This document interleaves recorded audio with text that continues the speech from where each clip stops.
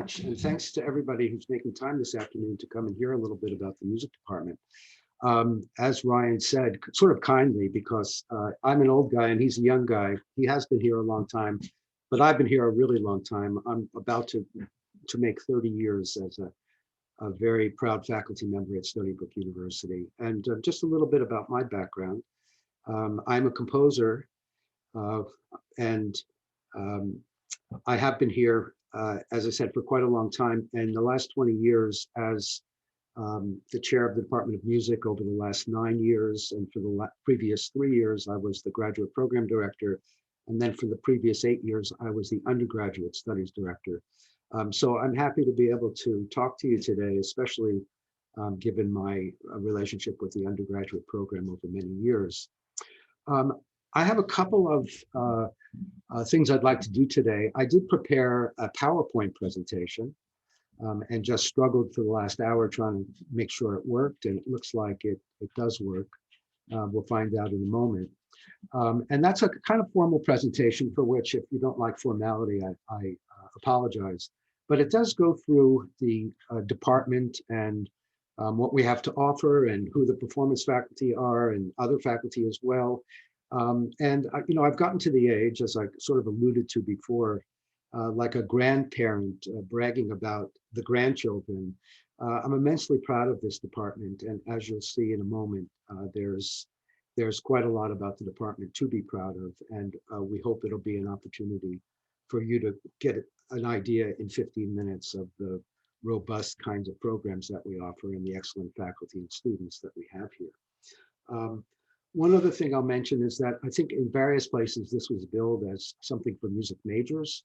One of the things that I pride our department on is that it really appeals to any student at any level that wants to learn more about music, either through the courses as non-majors, lots of music courses, as music minors, and I'm going to go through the music minors later, or as music majors. Obviously, we have quite a number of music majors, but everybody's welcome. Anybody can take lessons through audition. Anybody can be in any of the ensembles by audition. So I hope if you have a musical interest and you're not becoming a major or a minor, that if you come to Stony Brook, you'll take advantage of the many offerings in the Department of Music.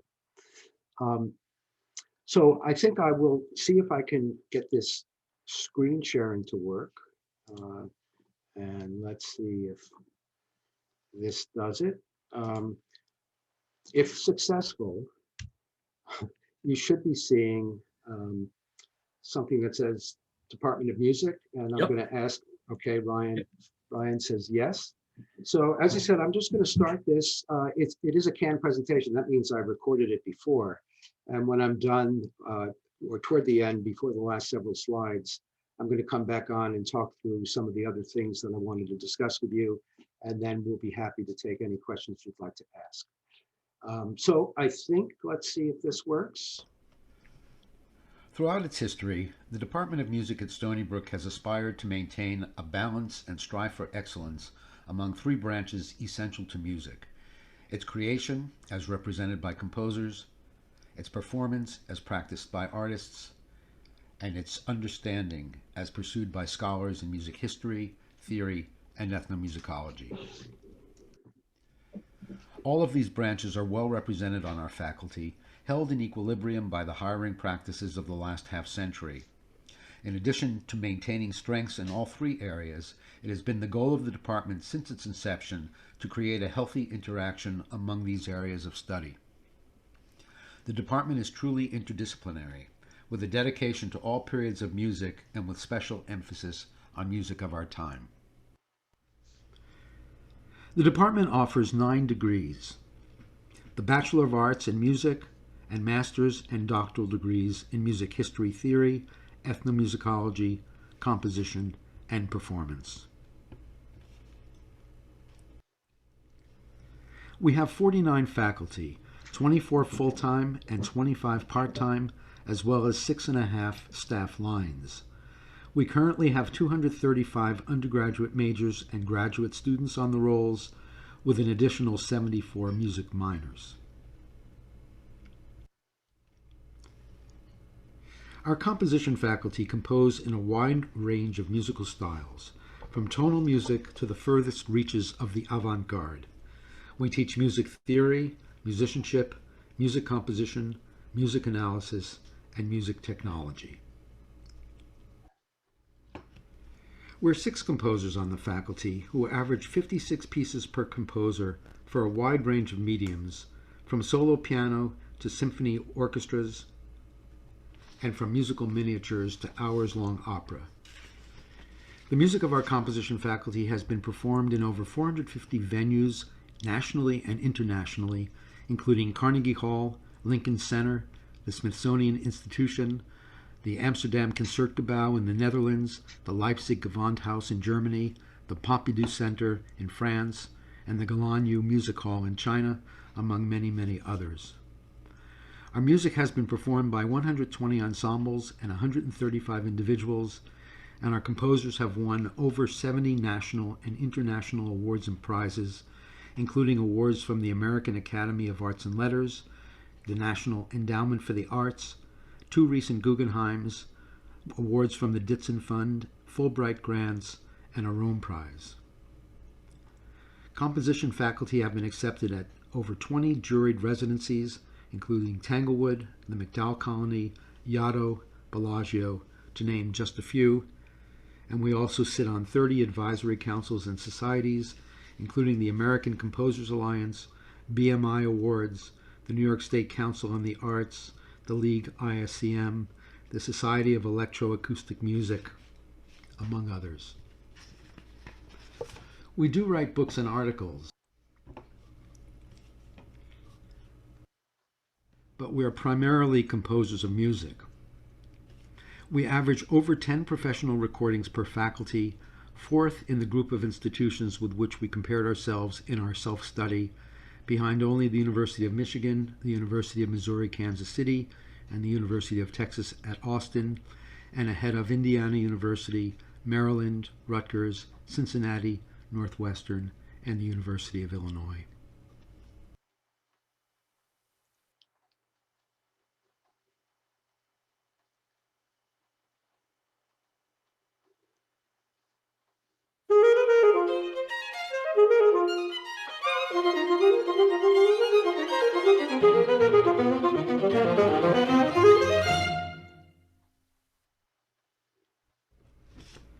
The scholarly endeavors of the department are led by our 7 full-time and 1 part-time history, theory, and ethnomusicology faculty.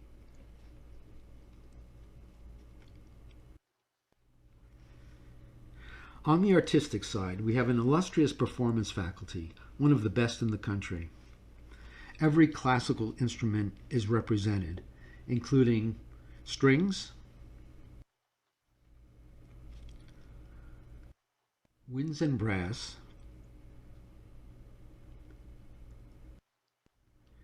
piano and percussion,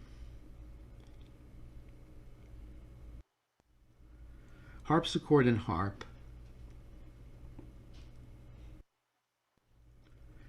voice, jazz,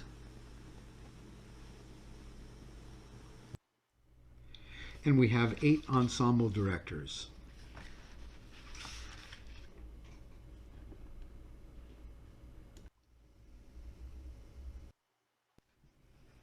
With 850 faculty professional recordings, we were pleased to discover during our self-study that our faculty have more recordings per faculty at over 27 than any of the institutions with which we compared ourselves, the nation's best.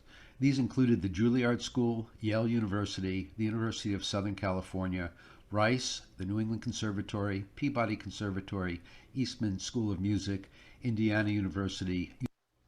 Here is a sampling of recordings by faculty from among the 850.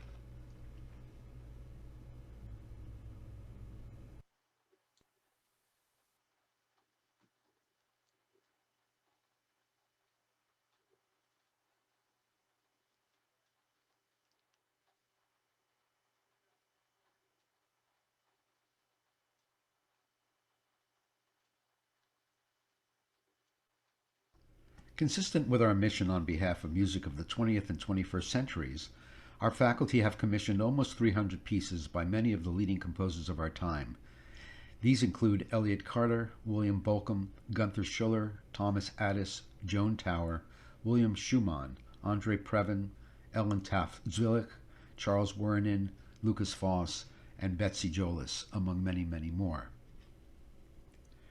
Their 14 Grammy Awards are tops per faculty in comparison with our fellow institutions, Juilliard, Yale, Eastman, Indiana University, among others.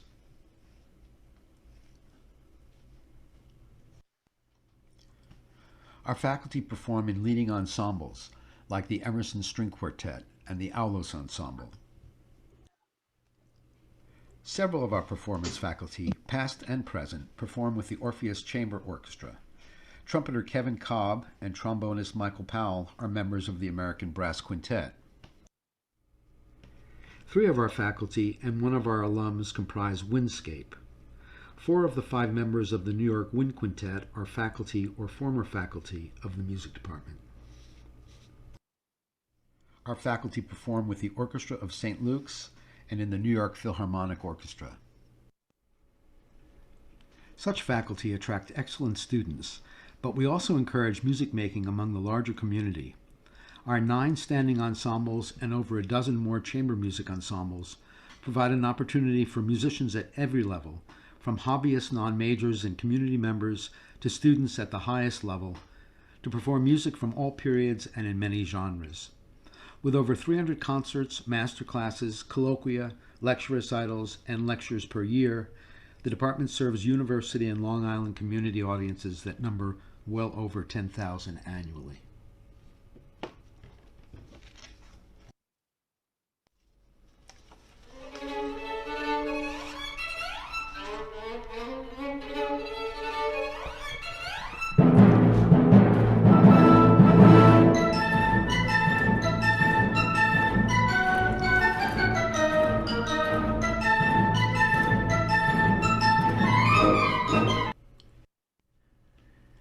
Stony Brook Opera presents 3 events per year.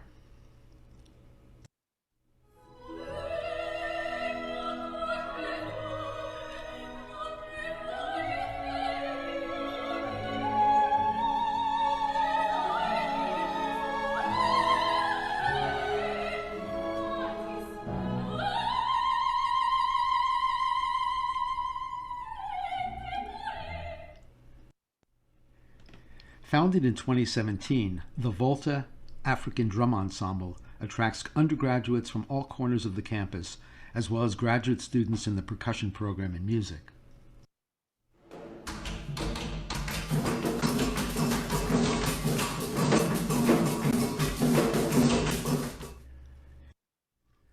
Students who like to sing find community in the Stony Brook Chorale and Camerata.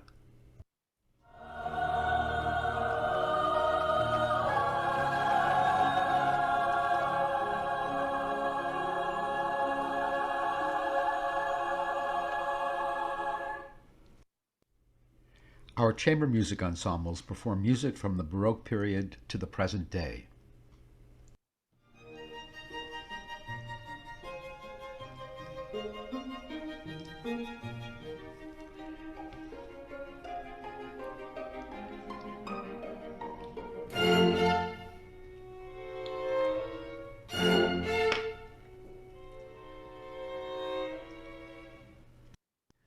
The contemporary chamber players perform classic works of the 20th century to the most cutting-edge music, having commissioned over 100 pieces by noteworthy composers nationally and internationally. Stony Brook's jazz program features the big band, the blowage, and small groups. The groups play at Stony Brook's Jazz Loft, whose director, Tom Manuel, is a Stony Brook alum and part-time member of our faculty. Our fine faculty attracts excellent students, and Stony Brook alums have fanned out across the globe, making an impact as scholars, performers, teachers, and administrators. Soprano Christine Gerke has become one of the world's leading Wagnerian sopranos, appearing regularly at the Metropolitan Opera, where she recently sang the role of Brunhilde in Wagner's Ring Cycle. Bass baritone Christian Van Horn has recently appeared in major roles at the Metropolitan Opera, San Francisco Opera, and Chicago Lyric Opera. Our alums perform in major orchestras and have founded and performed in professional ensembles as well. Distinguished alums serve in administrative capacities, like Fred Bronstein, Dean of the Peabody Conservatory, Carlos Conde, Chancellor of the Puerto Rico Music Conservatory, Bearley Nugent, Director of Chamber Music at Juilliard, and Jason Hanley, Vice President of Education of the Rock and Roll Hall of Fame. Alums have taken their place on the faculties of dozens of institutions in the U.S. and abroad. These include, among dozens and dozens of others, the universities of Michigan, Oregon, Washington, Connecticut, Delaware, California Irvine, Santa Barbara, Indiana University, Princeton, Brandeis University, among dozens of others. They also are on faculties at fine schools of music like the Lawrence Conservatory, the Oberlin Conservatory, the Berklee School of Music, and the Eastman School of Music.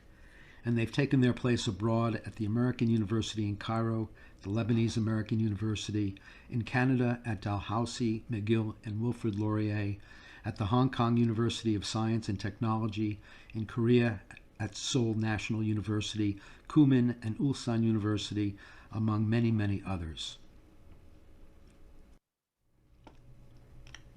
Nevertheless, and despite our challenges, Stony Brook Department of Music's faculty and staff continue to function at the highest levels.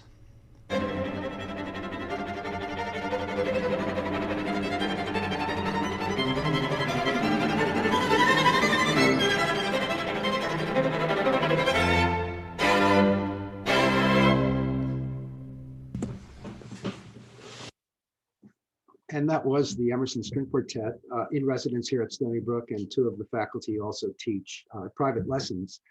Some of you may know the Emerson String Quartet is one of the three great American string quartets of the last half century, and you just heard them playing some Beethoven. So that ends the recorded portion of the presentation today, and so I'm glad to speak to you a little bit more off the cuff. Rather than in that formal way. But I hope it gives you an opportunity to see what some of the offerings are and what a robust program we do have for students at every level, from the most hobby-like interested students who just want to play once a week or sing once a week in an ensemble, or who want to pursue music in the most serious and professional way. As you see, I've put up the names of myself and also Deborah Heckert, and any questions you have that aren't answered today. I recommend that you contact either of us. Deborah Heckert is our undergraduate studies director, a wonderful person, and can answer any questions you want about how to take lessons or how to enter the major. And also, I'm happy to answer any questions that you might have. One thing that comes up at Stony Brook, you saw those marvelous faculty, and I will say, you might have caught those statistics about the graduate program and the undergraduate program. Stony Brook was set up really as a graduate program, and that was over 50 years ago by a president who really loved music and wanted to take advantage of the proximity to New York by appointing the most distinguished performers in the area and in many cases in the world. So we have a very large graduate program, which means that there's always excellent music going on, especially because our Doctor of Musical Arts students, which are the largest majority of our students, have to perform 6 recitals to get their doctorate. So there's always extraordinary music being offered during some times in the semester, all times of day and night. But we do have a small undergraduate program, and we like that it's small as opposed to what amounts now to 230 graduate students. There are only about 50 music majors, which means that the classes are relatively small, usually from 8 to 20, and that we can give a lot of attention to our undergraduate students. At the same time, the graduate students who study with the graduate faculty comprise most of the lessons being given by that faculty. The most talented undergraduates can get placed into the graduate faculty studios, or I should say faculty studios. Many, however, study with our brilliant doctoral students. And so I want to say a couple of words about that. Our doctoral students typically come to Stony Brook in order to burnish their professional credentials so that they can go on to teach at other institutions. Now, a Doctor of Musical Arts degree is very helpful in acquiring a position somewhere. So many of our graduate students are professionals who have come back to school to finish up a Doctor of Musical Arts degrees, but are experienced teachers and excellent teachers. So it's possible if you come to Stony Brook that you would study with one of the doctoral students. And we would certainly let you know if you're a major, whether you're going to study with doctoral students or with professional graduate faculty. But just a little sense of our graduate students who teach. And I just put a few up here. There's Caitlin McKechnie, who teaches voice. As you can see, she's had a professional career in a number of capacities, and is an expert teacher. She's now teaching undergraduates. The same is the case with Maddie Hildebrand, who is one of many doctoral candidates who teach undergraduate students rather. As you can see from these reviews, these are really spectacularly good performers and dedicated teachers. And I also thought you might like to sort of meet Kevin Newton, who's in his first year of the doctoral program and is also on the faculty of the Manhattan School of Music pre-college program. Everybody who teaches to undergraduates is a fully formed professional, as I said, burnishing their credentials to become an even more refined teacher, but is an excellent and dedicated teacher. So if you did come to Stony Brook as a music major, we would let you know with whom you're studying before you come so that you can make an informed decision and know what to expect once you get here. I'll just mention the minors as well. So the Bachelor of Arts degree in music is a 63 credit degree. So it's a very heavy degree. I can tell you as undergraduate studies director for 8 years that anybody graduating from our program has been able to go on to graduate school and been completely prepared for the rigors of graduate school in music. We are undergoing a curriculum reform now, and we're doing that especially with a mind to being more inclusive of other kinds of music besides classical music. So chances are if you come, you'll gain the benefit of having the curriculum redefined and more types of music offered. For example, we have a course in hip hop coming up next year, being taught by a new faculty who's coming in the fall. We have courses in jazz, in women making music, in various other forms of music.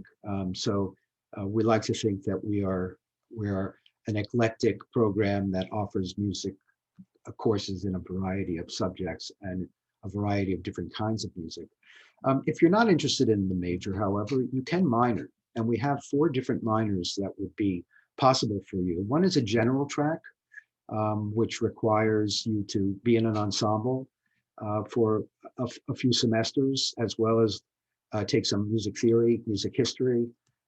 It's not as rigorous as the theory track minor, which has some courses in common with the music majors and then would provide you with a more rigorous kind of training in music. We have a jazz studies minor, and we also have a music and technology minor that's becoming more and more popular. So all of these are possibilities if you'd like to minor in music. And as I said, we do not bar the doors to anybody. No student who's interested in music, who wants to play an instrument and has some background or wants to learn in any of our courses is prevented from doing so. The other thing I'll mention, as many of you know, Stony Brook is a major university with an extraordinary faculty and a number of highly ranked programs. Many of our students come because they would like to double major. So we've had students who have double majored besides music in psychology, in biology, and math, and business, and computer science. I won't misrepresent this. That's a heavy lift and means you're going to take a lot of courses and get a lot of credits, but it is possible to do any of the degrees to double major in anything, and especially the degrees that require fewer numbers of credits are very possible to double major in along with the music major. We've had students who have come in as music and biology majors. In fact, one now has a great singing career and is on the faculty at Ithaca College. So we think that unlike music conservatories, which don't have very rigorous university courses, being at Stony Brook gives you the liberal arts environment as well as the scientific environment, if that's what you're interested in, as well as experience with music. And we think that for the more ambitious student who's interested in studying more than one subject, Stony Brook is a great place to be. So I'm going to stop sharing my screen after having droned on here. And I think Christina and Ryan have been gathering questions, and I see that there are a few questions in both the question and answer and the chat. So we're happy to answer any questions that you would like. I'll just say that for music majors, and I see Ryan's warming up to start speaking. I'll just take another minute. This is all you. This is something that's gone on for years with Ryan and me. I say I'm going to stop talking and then I don't. Oh. But I just want to say that if you're interested in the major, you should definitely write to Deborah Heckert or to me. In fact, we've undergone now, and some of you who have been invited by me have already been through this process. We've been testing students in music theory and musicianship.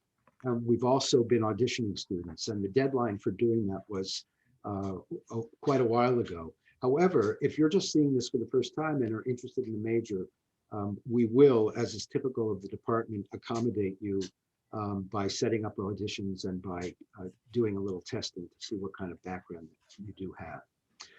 So now I'm going to stop talking and I'll let the question and answer period begin.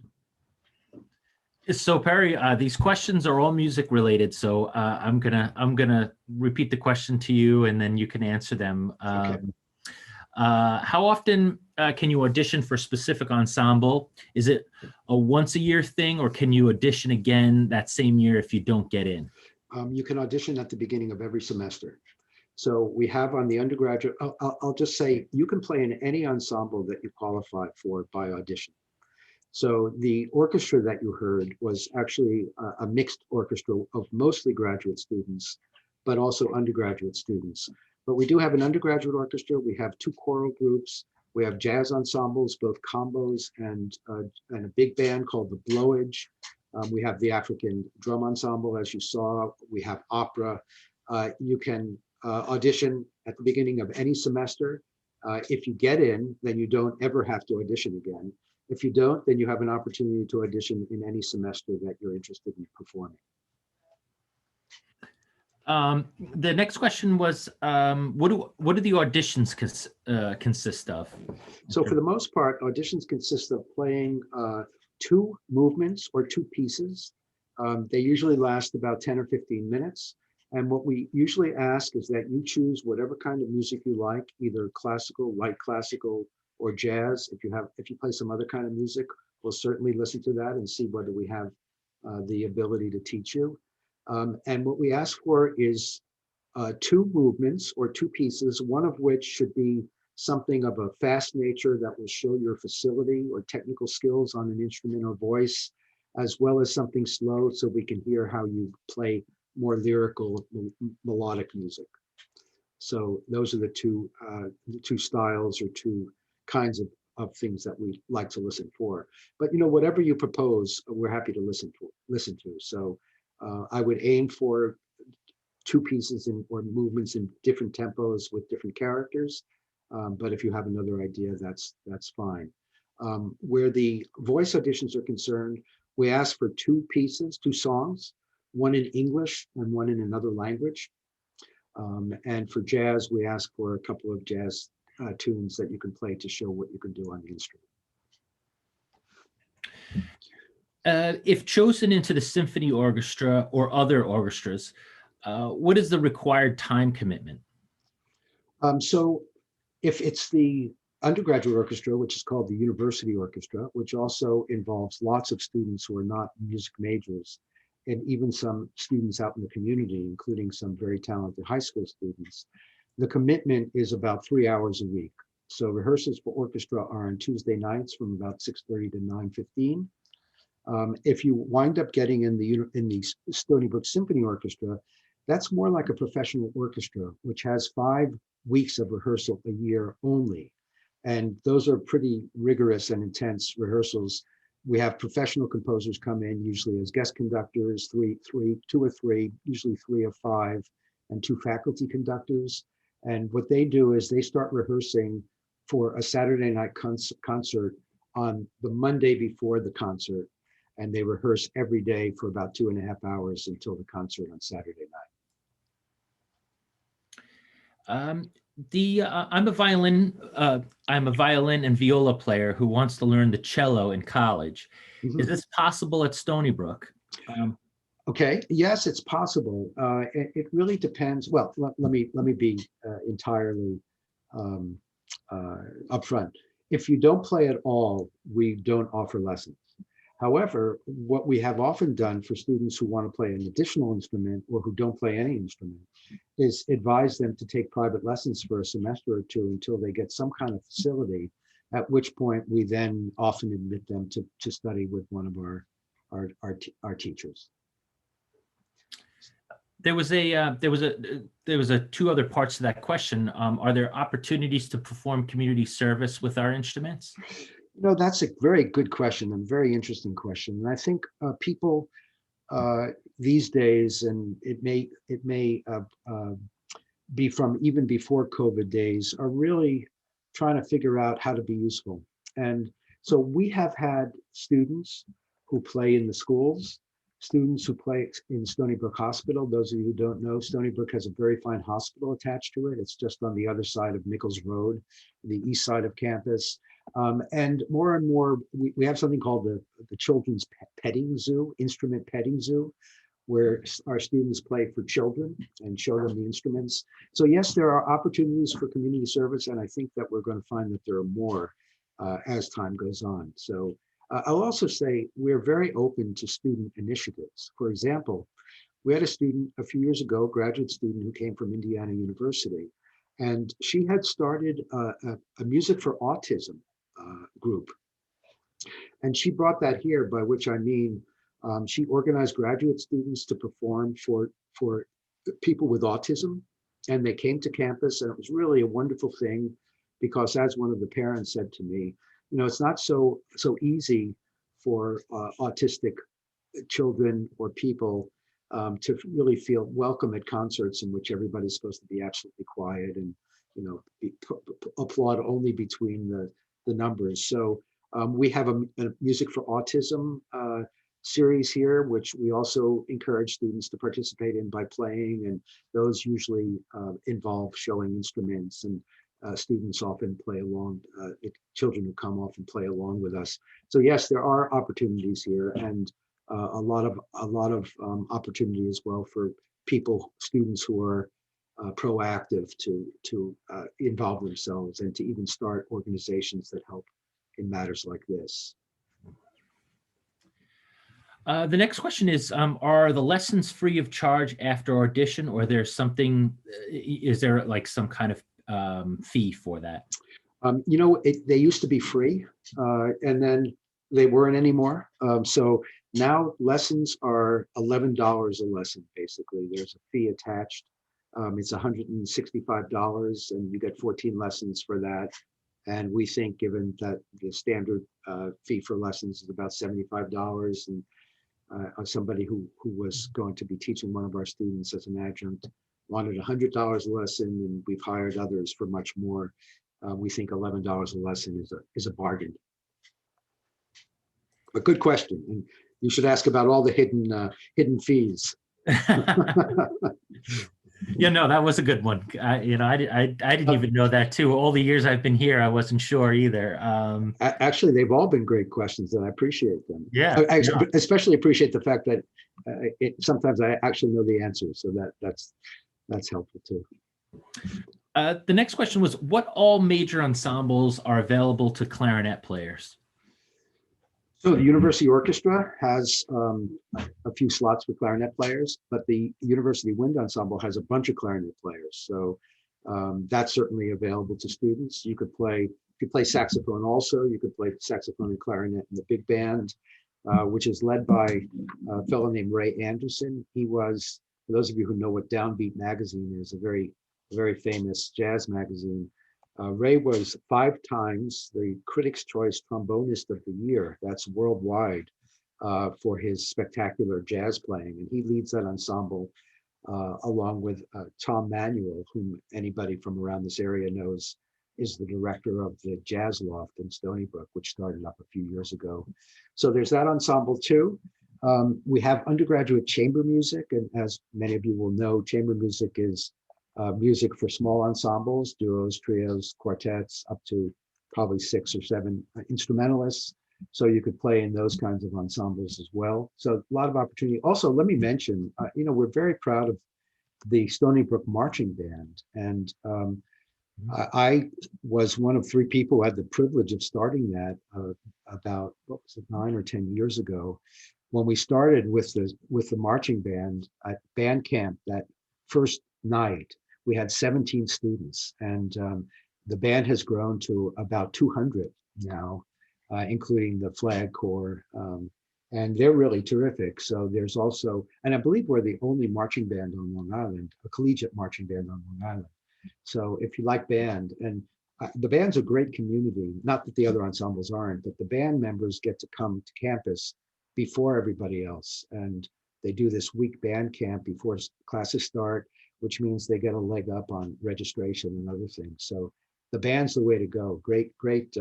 If you want to take a look at it, just Google Stony Brook Marching Band, and the director, Justin Stolarick, is doing a fantastic job. So that's another outlet for clarinet players. There are no scholarships for marching band, correct, Perry? As far as I know, and I'll tell you a story, which probably I shouldn't if this is being recorded. But I proposed the original budget for the marching band. And my idea was that every student would get a stipend, like a $600 stipend. And I put that in the budget, trying to sneak it past the president. And I met with the president with the other 2 members of the startup for the marching band. And she was a wonderful woman who was the drum major at, she was a twirler at the University of Texas, Austin. And when I suggested $600 per student, she said, no, they'll do it for the love of it. So in fact, she was right. They do it for the love of it, but without any scholarship support. However, and I'm glad you asked this question, anybody interested in the music major, we have a lot of scholarship support. We offered about $150,000 in scholarship support last year, maybe a little less. Now, many students who didn't come, of course, didn't get a chance to take advantage of that. But if you play well, especially, and you also have some music theory and musicianship, that is your training chops, and you want to major, we have often full scholarships for in-state students and half scholarships for out-of-state students. So for those of you listening from Utah or California or Seoul, Korea, or Beijing, you should definitely apply, and we'll see what we can do with regard to offering something to be a music major. The next question is, I play euphonium. Would I study with a trombonist, or is there a faculty member who would work with the euphonium players? So there's no dedicated euphonium player, and that's a great instrument. I'll mention, I told you at the beginning of this session, I'm a composer.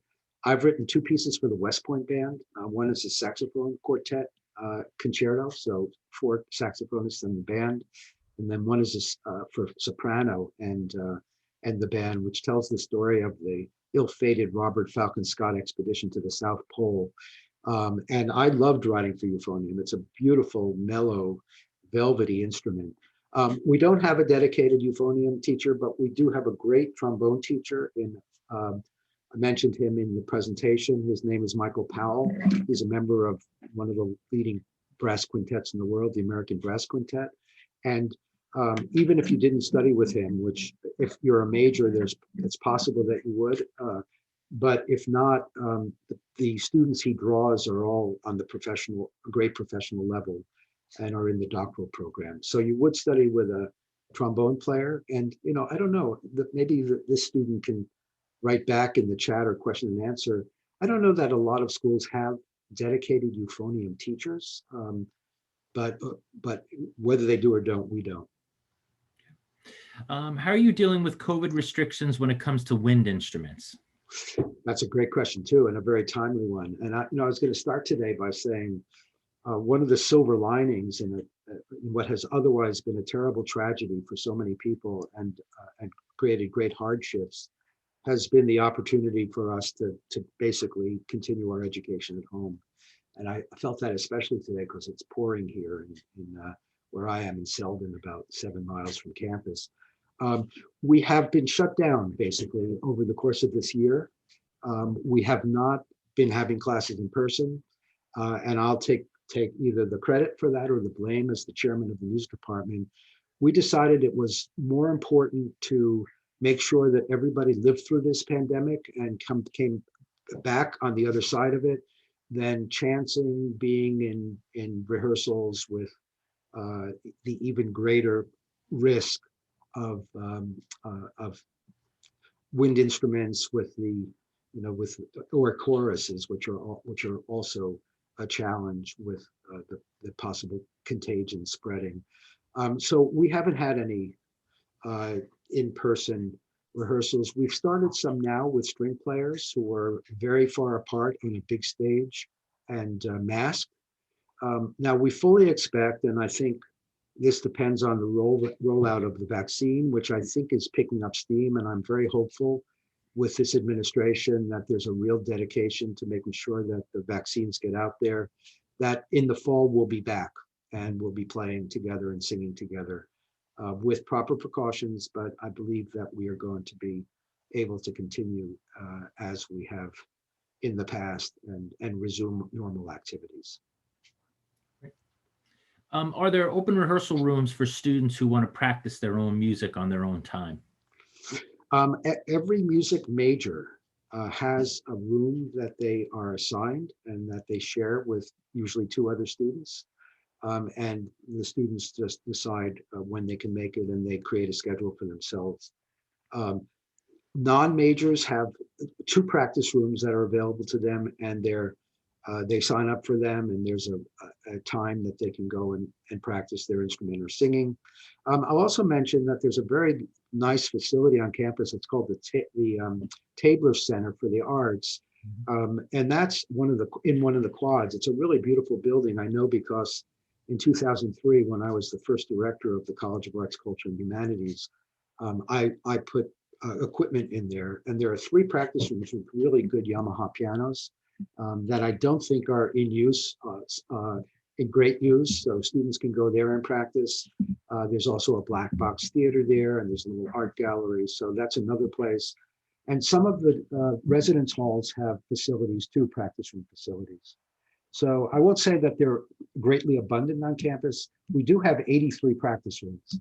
But as I said, we also have a large graduate program of 220 students. So there's competition for those spaces. Do we have to own our own instruments, or are there instruments that are available for rent? Well, we don't rent them. If we have them, we lend them. But can your questioner tell me what instrument is under question? Because it depends on the group. So in other words, I know because I proposed the budget for the marching band, they have instruments to lend to students. And we have some instruments in the department: clarinet, bass clarinet, trumpet. And, with need, we might be willing to help with the rental expenses for a student to rent an instrument from a shop. We have done that in the past. For non-music majors who potentially want to join one of these groups, one of the ensembles, should we wait until the start of the fall semester to audition, or audition now before we technically start the new semester? This is a really good question, actually.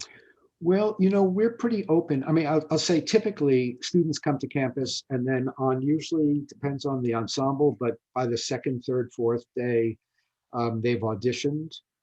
Sometimes the auditions go into the next week, but for the most part, we recommend that students come and then audition when they get here. It also gives the directors a chance to hear students in relation to each other, rather than sort of in the vacuum of just one or two students auditioning.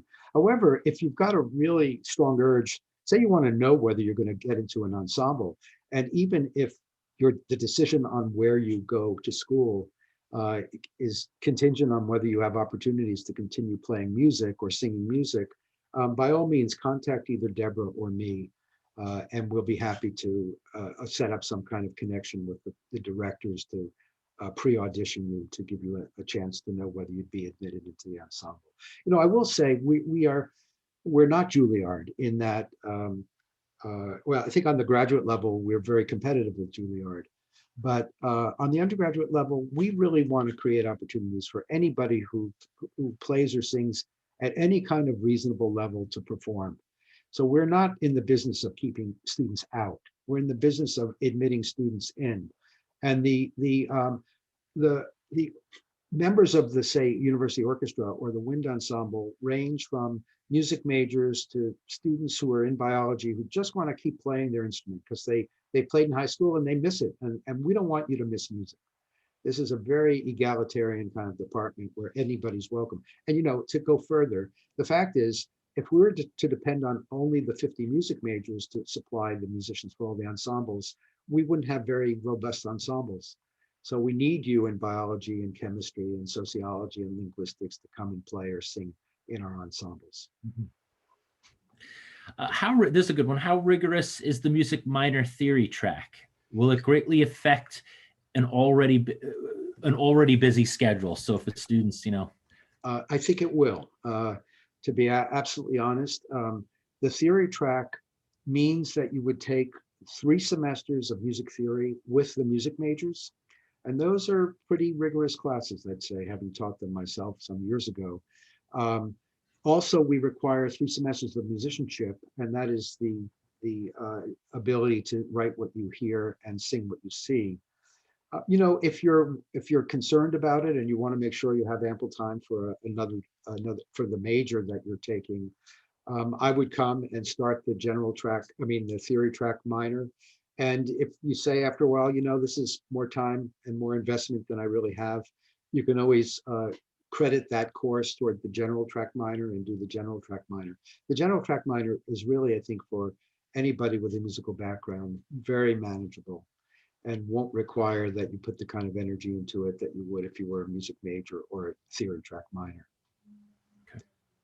Who's coached these students? These are fantastic questions. Thank you. So this one, I know, Perry, like the music department does have limited, you started with the marching band, but the marching band really functions out of student activities, correct? That's correct. So yeah. I don't know if you're able to answer this next question. So does the marching band participate in competitions? No. Now, again, as you give me a little out, I'm not, I mean, I'm very friendly with the director of the marching band, but it's not in the music department per se. It is out of the Dean of Students office. But I don't believe that they participate in any competitions, but they have been doing certain kinds of events, like they marched in the Columbus Day Parade a few times. And they've done some other kind of outreach activities that put them in front of lots of people. But they're not a competition band like a drum and bugle corps. Yeah, it's not to say that it couldn't happen at some point, but I did see they were in a New York Lotto commercial. That's right, they were. So, that's yeah. Right. So you know, if you're looking for a career in acting, I think that's the way to go. Yeah, they were. Yeah. You know, Ryan, if you can, you could put, there you go. Christina's a step ahead of us. And I say the word step advisedly for a marching band. I would take a look at that, and you know, Justin Stolarick is the nicest guy. He would be happy to answer any question anybody has about the marching band and what their intentions are. All right, so the next question is, you know, very timely too. Would the auditions be virtual? So I guess this year they've been virtual. That you've had people sending in material. I remember, and I guess next year is like we how would you answer that for next year? We're I planning think, on. yeah, I think we're going to be in person. Mhm. But I will say, and I don't want to go into too much detail about this, we have discovered all kinds of things that the technology provides that we didn't ever take advantage of before. Mhm. I mean, we've had faculty meetings with 41 faculty, and that's never happened because the faculty often, like performance faculty or part-time, share studios, and they're never on campus together. Mhm. So we really found that meeting on Zoom and doing things on Zoom. I'm teaching a graduate musicianship course on Zoom, and I'd rather be in the classroom, but there's a lot to be said. Uh, we have students who are overseas taking classes now because they can, and they never could before. So we will continue. We will be back in person. But I think any student who wants to try to do something online, especially before the semester begins, I can imagine we'll make that opportunity for students. Do you have any E flat clarinet slots in the marching band? Oh, actually, this is more marching band. If so, are there any E flat clarinet that can be lent? So I guess it's a pretty rare. I like the E flat clarinet, and Yeah. as a person writing for the West Point band, I wrote an E flat clarinet part, a very virtuoso part. But I don't know the answer to that question. I think that would be one for Justin. Yeah. I'm sure he could answer that, and I can imagine they do, but I wouldn't want to say since I really don't know. Sure. My high school choirs have been virtual this year, and there have been some bad things and good things about it. Okay. Can you tell me more about how the virtual choirs have worked in case we need to continue in the fall? So Yeah, that's a good question. I mean, they've all been good questions, but that's really timely. I'm gonna while I'm answering this question, I'm gonna very quickly see if I can find something to play for you all. But the answer to the question is they've been singing in the privacy of their own homes, and they have been um, having those recordings that they've sent in video recorded and then edited by a technician, and we've been training our teaching assistants to do that. And then they've been presented as concerts, and we're getting better at that, and we're doing that more and more. So I think if we have to do that again, we will. That is, students would record themselves singing, and those recordings would then be mixed and layered so that we could do a presentation for anybody who wants to hear it. So we do have times and days, and in fact, if you take a look at the Stony Brook department website, you will find the concerts listed, and you can actually hear what the chorus is doing this semester, toward the end of the semester. All right. So last two questions. Well, we got last three questions. Okay. Last three questions here. Is it too late to audition for the music major minor this fall? For this fall? I would say no.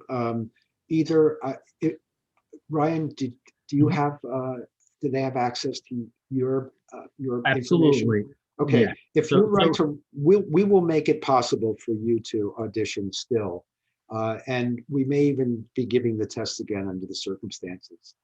So yes, we would be happy to try to accommodate you if we can.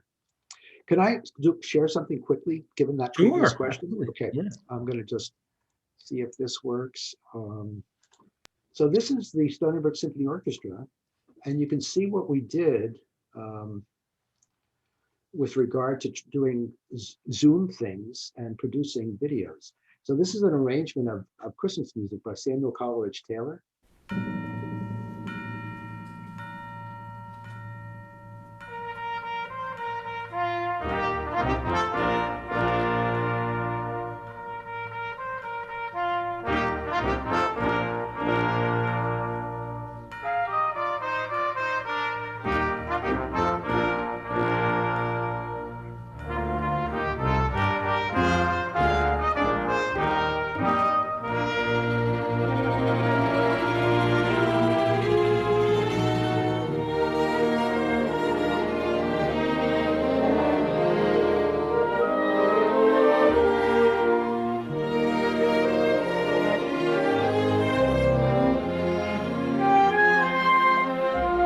So you get an idea. I mean, lots and lots of organizations have had to be really Yeah.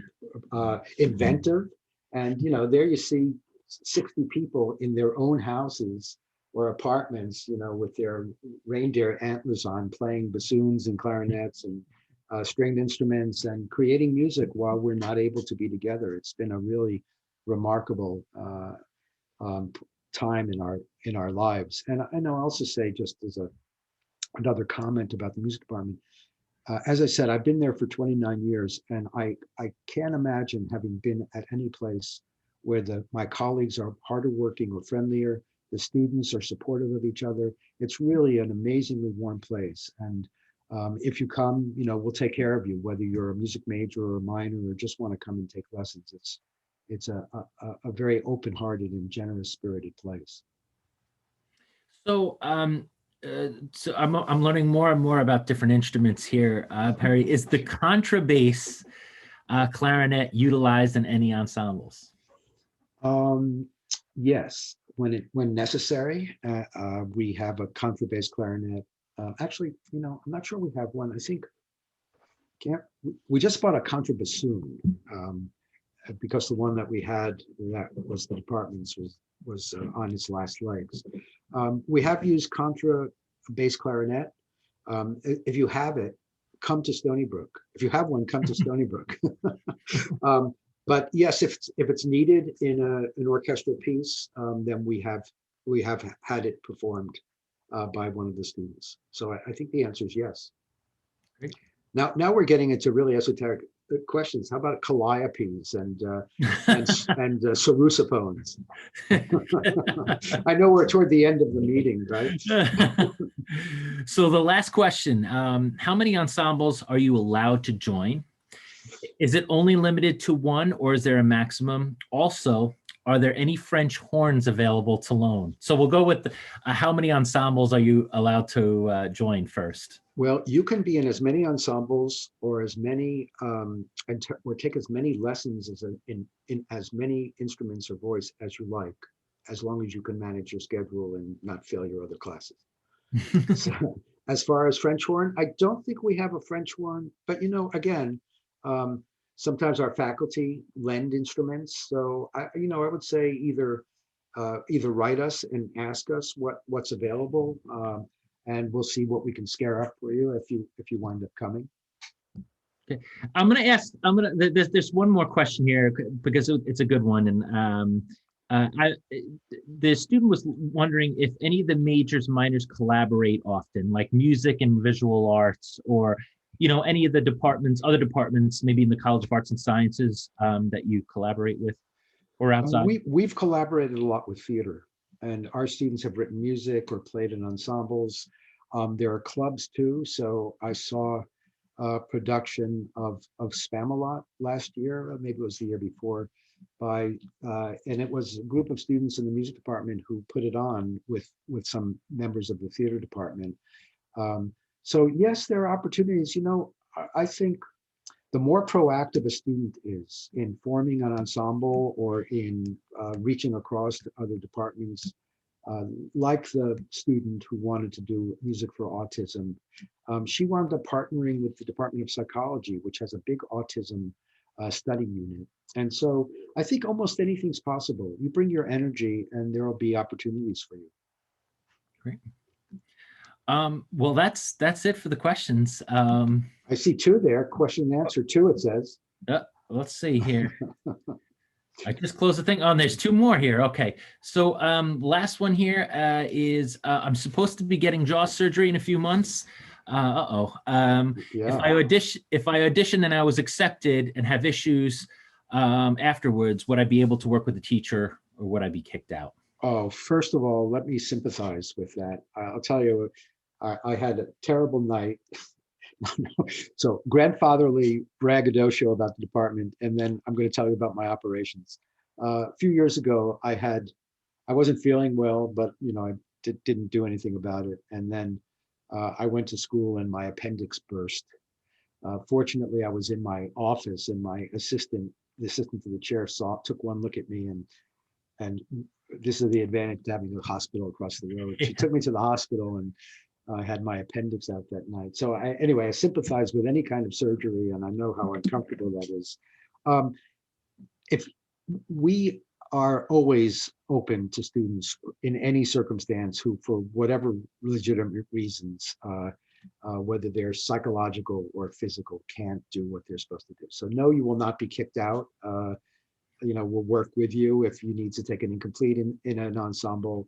That we'll do whatever is necessary to make sure that you don't do anything to harm yourself by, say, trying to play or sing without, and do damage to yourself. So yes, we certainly work with any student who has some kind of physical or mental disability momentarily. Great. So that was it. I'm just gonna, before before we move forward, I just wanted to let everybody know that for freshman admissions, we're still accepting applications until March 1st, and then for transfer students, we're still accepting applications even past March. However, if you are interested in music, definitely get in contact with the music department, especially with your auditions and the different type of media that you're using to send. And Perry, is there anything additional to that you would want to add? Any people who haven't applied yet for your purposes? Yeah, For us, they're fine. Yep. Yeah, I'd say just get in contact with one of us to see. I mean, it is getting late. We do our auditions typically. I think actually, Ryan, you usually do a session by now, right, with the admitted students, and Yeah. So do get your information to us and let us help you if you want to see if you want to be a music major. Yeah, and then for those of you who are, any of you that are admitted students, you have until May 1st to deposit by. So that's really when we want to get everybody admitted for. This is for freshmen, so that they're able to deposit by May 1st. So again, you don't want to wait too long. And for the transfer students, you'll have a deposit deadline that's assigned to you, because transfer students are on a different type of time schedule a little bit after. So But- Brian, let me ask you a question that I want to know the answer to. Sure. How many applications did you receive last year for entry into the undergraduate program? In terms of music majors? No, in terms of just in general. Yeah. So in general, we usually get about 36,000 applications a year. Amazing. And we wind up with how many slots? 2,700, 3,000? Yeah. So we end up enrolling, roughly around 2,700 students, freshmen, and then about 1,300 transfer students for the fall. So not a big number, and I know we become more and more competitive.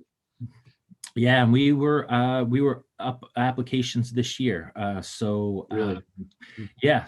So even with the pandemic and everything like that, we were up applications this year. So definitely, don't wait too long if you haven't applied yet, because you want to give yourself enough time to get your information in. And then of course, if you're interested in music, you want to have the appropriate time to send in your audition and everything else.